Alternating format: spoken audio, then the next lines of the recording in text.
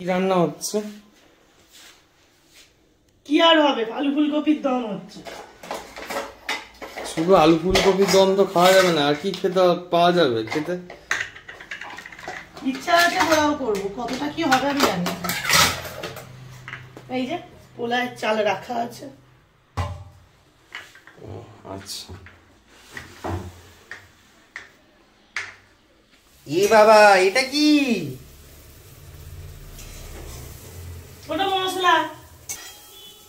বাহ, পোলাওয়ের চালটা বেশ ভালোই হয়েছে, কালারটা এসছে ভালো।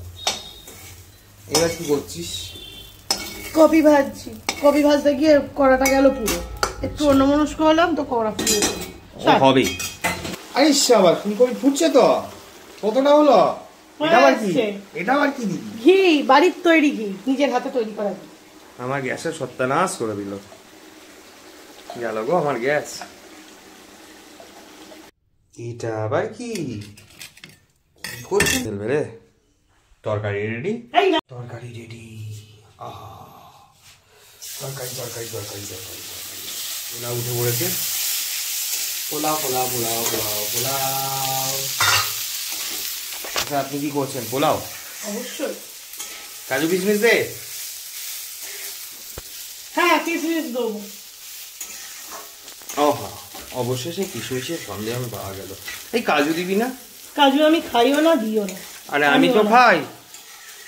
এ কিরাম রাঁধুনি, নিজের টেস্ট করলে হবে না, আমারও তো লাগবে। যা, পোলাও রেডি হয়ে গেছে। এবার গ্যাসটা বন্ধ করে দেবো। গ্যাস বন্ধ, পোলাও রেডি। না পোলাও, আহা আহা পোলাও। দেখি পোলাও রাঁধুনি। হ্যাঁ, খাওয়া যাবে তো?